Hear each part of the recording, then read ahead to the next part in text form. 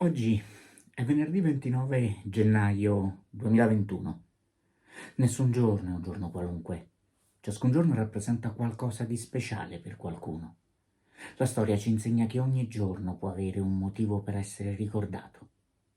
29 gennaio 842. Alla morte dell'imperatore bizantino Teofilo gli succede il figlio, Michele III, che però ha solo 2 anni. Assume quindi la reggenza sua madre, Teodora.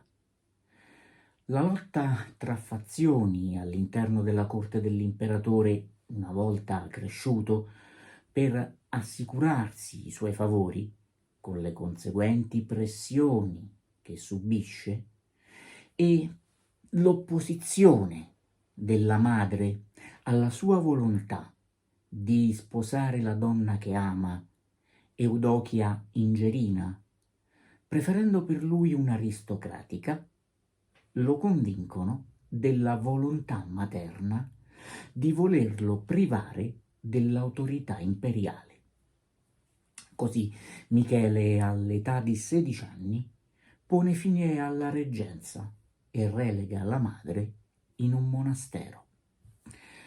Durante il suo regno ferma i tentativi di espansione degli arabi ai confini dell'impero, ottiene la sottomissione degli altri popoli vicini, rafforza le entrate dell'erario. Incarica i monaci Cirillo e Metodio di cristianizzare il popolo dei Khazari. Per fare questo, Cirillo adatta l'alfabeto greco ai fonemi slavi, inventando quello che dal suo nome verrà chiamato alfabeto cirillico. A porre fine al regno di Michele III, quando ha solo 27 anni, è una congiura ordita dal suo figlio adottivo e successore al trono, Basilio I, che lo fa uccidere nel suo letto, temendo che voglia sottrargli il potere a favore di un altro cortigiano. Michele lo aveva adottato per assicurare la successione al trono di Leone, che secondo gli storici sarebbe figlio dello stesso Michele.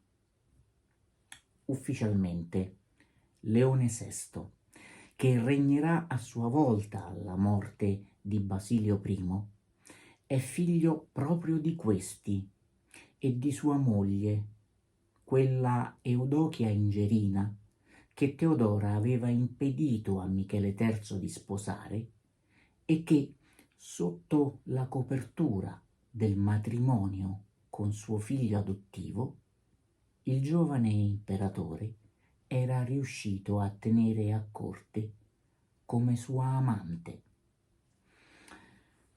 Questa circostanza, oggetto di parecchie chiacchiere a Costantinopoli, per molto tempo segnerà l'immagine di Michele III come persona dissoluta, libertina e poco religiosa, tanto che storicamente è ricordato con il nome di Michele l'Ubriacone. Ogni giorno può lasciare un segno indelebile. Viverlo con lo spirito giusto può renderlo tale. Secondo uno studio dell'Iowa State University, 12 minuti al giorno per esprimere gentilezza verso gli altri e insegnare buoni gesti e belle regole ai bambini sollevano il morale e rendono più felici.